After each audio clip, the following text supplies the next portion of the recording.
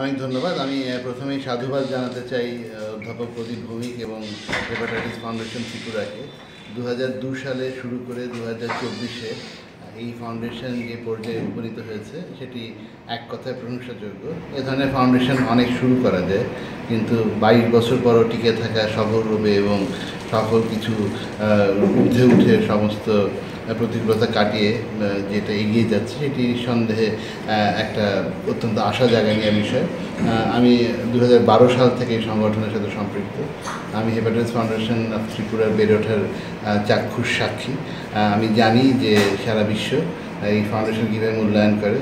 এশীয় প্রশান্ত মহাসাগর লিভার অ্যাসোসিয়েশনের আন্তর্জাতিক সম্মেলনে ফিলিপিন্সে অধ্যাপক প্রদীপ ভৌমিককে বিশেষভাবে সম্মানিত করা হয়েছিল ত্রিপুরা রাজ্যে একটি ফাউন্ডেশনের উদ্যোগে ম্যাসিভ বা মাস ভ্যাকসিনেশন কর্মসূচির জন্য। সেই অনুষ্ঠানে আমার থাকার সৌভাগ্য হয়েছে। আমি দেখেছি একসময় কীভাবে বিদেশিরা এসে এই ফাউন্ডেশনের কর্মকাণ্ডকে অভিনন্দন জানিয়েছে, এবং এখন যে এখানে নার্সিং ইনস্টিটিউট চালু করা হয়েছে সেটি একটি অনন্য উদাহরণ। অধ্যাপক প্রদীপ ভৌমিক একজন অত্যন্ত দূরদর্শী মানুষ। তিনি একটু আগে বলছিলেন কমিউনিটি হেপাটোলজির কথা। এভাবে চিন্তা করাও কিন্তু একজন বিশেষজ্ঞের পক্ষে অত্যন্ত দুরূহ। যখন আমরা আরও কঠিন, আরও জটিল, আরও ইনডেপথ জায়গায় যাওয়ার চেষ্টা করছি, সেখানে লিভার ট্রান্সপ্লান্টেশনের প্রেক্ষাপটে দাঁড়িয়ে তিনি বলছেন যে আমাদেরকে রোগ ঠেকাতে হবে। লিভার ট্রান্সপ্লান্টেশন কজন মানুষ করতে পারে, যাতে রোগীর রোগ না হয়, সে মানুষের রোগ না হয়, মানুষ রোগী নয়, সেই কাজটি করতে হবে, যা তৃতীয় বিশ্বের জন্য বা আমাদের মতো উন্নয়নশীল দেশগুলোর জন্য অত্যন্ত অপরিহার্য। তো সেরকম একজন মানুষের সাহচর্যে থাকতে পারে এবং একটা ফাউন্ডেশনের আমন্ত্রণে আসতে পারাটা বরাবরই অত্যন্ত আনন্দের এবং গর্বের। তো আমি বরাবরই এই একটি সম্মেলনে আমন্ত্রণ পেলে সেটি উপেক্ষা না করার চেষ্টা করি এবং প্রতিবারই আমি আসি ঋদ্ধ হই। আমি নিশ্চিত এবার যে ফ্যাকাল্টি লিস্ট আমি দেখেছি, সর্বভারতীয় বিশেষজ্ঞরা আসবেন এবং অন্যান্য যারা আসছেন তাদের উপস্থিতিতে এটি নিঃসন্দেহে একটি অত্যন্ত সফল বৈজ্ঞানিক সম্মেলন লিভার বিষয়ক অনুষ্ঠিত হবে। আর এখানে যারা আসছেন, যেমন জাপান থেকে এসেছেন অধ্যাপক ফজলে আকবর এবং ভারতের যে সমস্ত শীর্ষ হেপাটোলজিস্টরা আসছেন, আমি নিশ্চিত যে আপনার রাজ্যের যারা উদীয়মান হবু লিভার বিশেষজ্ঞ বা মেডিসিন বিশেষজ্ঞ তারা এই সম্মেলন থেকে ব্যাপকভাবে অনুপ্রাণিত এবং উৎসাহিত হবেন। পাশাপাশি আমি যেটা প্রত্যাশা করি যে আমরা দুটো প্রতিবেশী অঞ্চল এবং আমাদের মধ্যে যে যোগাযোগটা সেটা অত্যন্ত সুদৃঢ়, সেই বন্ধনটুকুকে আরও সুদৃঢ় করার ক্ষেত্রে এই সম্মেলন ভূমিকা রাখবে। প্রদীপদা বলছিলেন যে পদ্মা গঙ্গা গোমতী লিভার সম্মেলনের কথা। এই সম্মেলনে কিন্তু আমরা একটি নতুন অবয়ব দিতে যাচ্ছি, যে বাংলা লিভার ককাস বা বালিকা বলে একটি সংগঠনকে আমরা দাঁড় করাতে চাই, যাতে পদ্মা গঙ্গা গোমতী লিভার সম্মেলনটি একটি স্থায়ী প্ল্যাটফর্মে প্রতিষ্ঠিত হয়। এই সংগঠনটি এটি নিয়মিতভাবে আয়োজন করবে। বাংলা ভাষাভাষীদের যে সমস্ত লিভার বিশেষজ্ঞ আছেন তাদেরকে এক জায়গায় নিয়ে আসার ক্ষেত্রে এটি একটি গুরুত্বপূর্ণ ভূমিকা রাখবে বলে আমি মনে করি। এবং প্রদীপদার মতো একজন মিশনারি মানুষ যখন বালিকার পিছনে আছেন, ডক্টর আকবরের মতো একজন বিজ্ঞানী যখন এখানে আছেন, তখন আমি মনে করি যে বালিকা ভবিষ্যতে বাংলা ভাষা এবং বাঙালিদের লিভার চর্চাকে অনেক সমৃদ্ধ করবে। অনেক ধন্যবাদ। Thank you. আকবর, আমি জাপানে কাজ করছি অনেক লম্বা সময়, তারপরে বাংলাদেশে প্রায় 20 বছর কাজ করছি একসাথে। মানে প্রদীপদার কথা থেকে যেটা আমার ভালো লাগলো সেটা হচ্ছে যে কমিউনিটি লিভার। অ্যাকচুয়ালি মানে অনেক আগে আমরা এই ধরনের জিনিস চিন্তা করতাম। বাংলাদেশে এই ধরনের কমিউনিটি পর্যায়ে অনেক জিনিস করা হয়েছে, কিন্তু কমিউনিটি লিভার বলে কোনো জায়গাতে আমি তেমনভাবে বোঝাই হয়নি। এবং তার চেয়ে বড় কথা ডক্টর মামুন মাহাতো যেটা বললো যে প্রায় 22 বছর হলো এই ত্রিপুরা লিভার ফাউন্ডেশন তাদের কাজ এগিয়ে যাচ্ছেন। যে কোনো প্রতিষ্ঠান করা যেতে পারে, কিন্তু কন্টিনিউশন করাটা খুব টাফ ব্যাপার।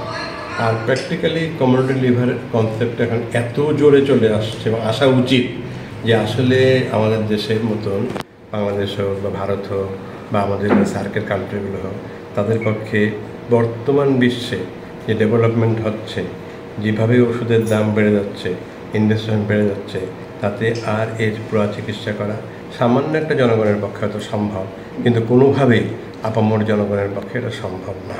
সেখানে অবশ্যই হচ্ছে আমাদের প্রতিরোধের দিকে চিন্তা করতে হবে এবং কমিউনিটি পর্যায়ে কতটুকু করে আমরা হচ্ছে পরবর্তী পর্যায়ে, যেমন যেটা প্রফেসর স্বপ্নীল বললেন যে লিভার ট্রান্সপ্লান্টেশনের চিন্তা করা হচ্ছে, এখন বড় বড় চিকিৎসা চিন্তা করা হচ্ছে, আমরা মলিকুলার অ্যান্টিবডি দিচ্ছি, আমরা বহুত কিছু করতেছি, কিন্তু সে সামান্য সংখ্যক জনগণকে মাত্র দেওয়া যায়। কিন্তু ভ্যাকসিন দিয়ে যে ধরনের উপকারিতা পাওয়া গেছে ঠিক সেই ধরনের উপকারিতা আমরা লিভারের অন্যান্য জিনিস, যেমন হেপাটাইটিস বি শুধু ভ্যাকসিন আছে, হেপাটাইটিস সি ভ্যাকসিন নেই। আমাদের যেটা ফ্যাটি লিভার, এটা একটা প্যান্ডেমিকের মতন, এপিডেমিকের মতন ছাড়িয়ে যাচ্ছে, এটারও কোনো কিছু নাই। তা কমিউনিটি লিভারের মারফতে আমরা সেই জিনিসগুলোকে পুরোপুরিভাবে অ্যাড্রেস করতে পারি। তা প্রদীপদা ত্রিপুরাতে যেটা করছেন, এবং আমার সামনে 10 জনের ছবি আছে যারা এই কাজ করতে করতে তাদের জীবন নির্বাহ করেছেন, তাদের সবাইকে আমি অসংখ্য শ্রদ্ধা জানাচ্ছি যে তাদের এই প্রচেষ্টাতেও প্রদীপদাকে এখানে আসতে সাহায্য করেছেন।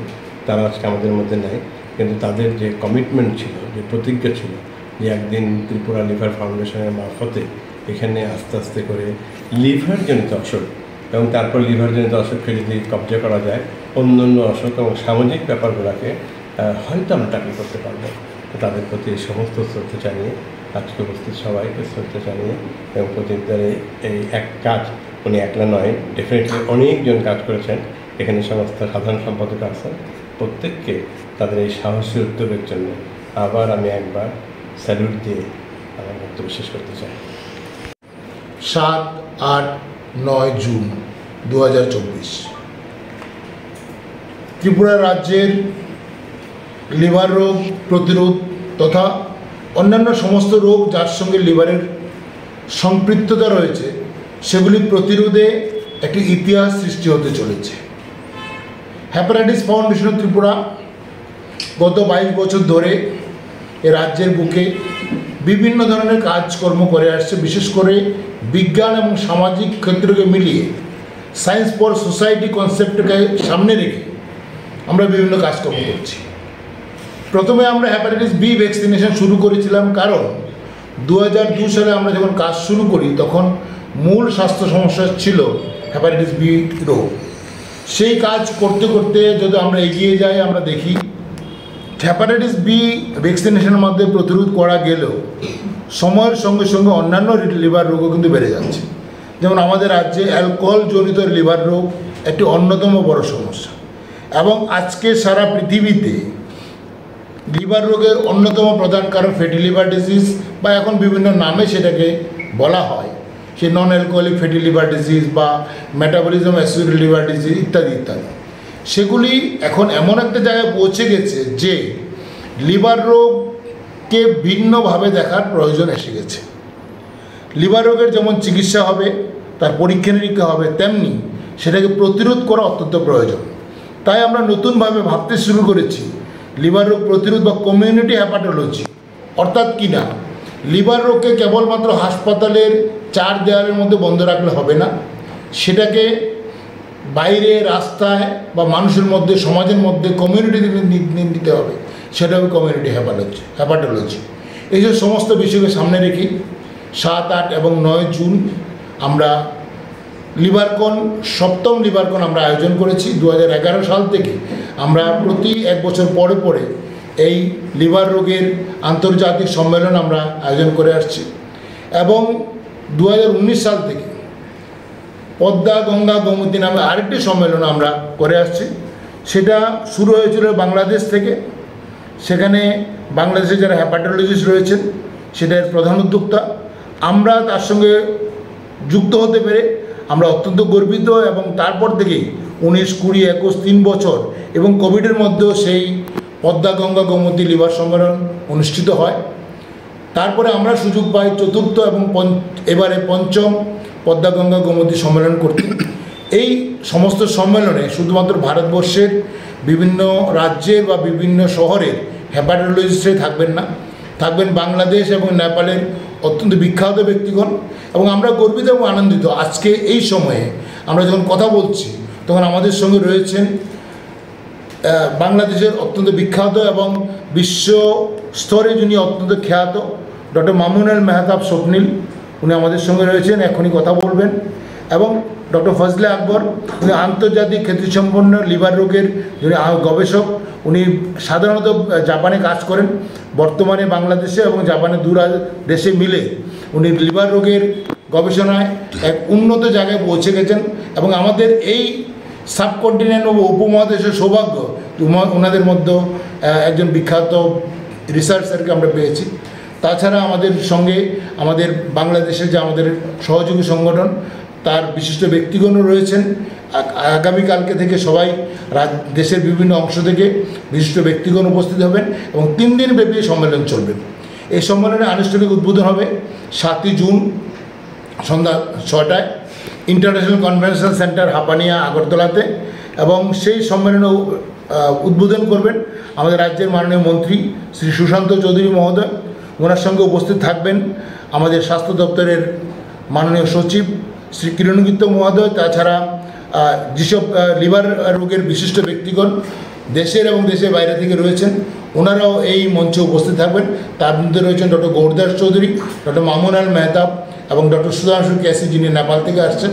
এবং তাদের সকলের উপস্থিতিতে আমরা আগামী দিনে লিভার রোগ নিয়ে কি করব, এবং শুধু আমাদের নয়, এই উপমহাদেশে লিভার রোগ নিয়ে আমরা কীভাবে ভাবনা চিন্তা করব, সেগুলো নিয়ে আমরা কথা বলবো। এবং আমাদের বিশ্বাস এই লিভারকন আগামী দিনে চলার পথে এবং বিশেষ করে এই অঞ্চলে লিভার রোগ প্রতিরোধে একটা বিশেষ ভূমিকা গ্রহণ করতে পারবে, সেটার ইতিহাসের জায়গায় পৌঁছে যেতে পারবে। আমি ডক্টর মামুনাল মেহতাব রয়েছেন আমাদের সঙ্গে, ওনাকে কিছু বলার জন্য অনুরোধ করব। আচ্ছা, দেশ ও দেশের বাইরে মানে কতজন পার্টিসিপেট করবে? আমাদের প্রায় 35 জন পার্টিসিপেন্ট আসছেন। দেশের থেকে প্রায় 20 জন, বাংলাদেশ থেকে প্রায় 15 জন, সব মিলিয়ে, এবং নেপাল থেকে একজন, প্রায় 36 জন আমাদের বিশিষ্ট ব্যক্তিগণ এখানে কথা বলতে আসবেন বা ওনাদের পরীক্ষালব্ধ বা গবেষণালব্ধ বিষয়গুলি এখানে আলোচনা করবেন। তাছাড়া আমাদের রাজ্যের প্রায় 300 জন চিকিৎসক এবং চিকিৎসার ক্ষেত্রে যারা সহযোগিতা করেন তারা এই সম্মেলনে উপস্থিত থাকবেন। Thank you.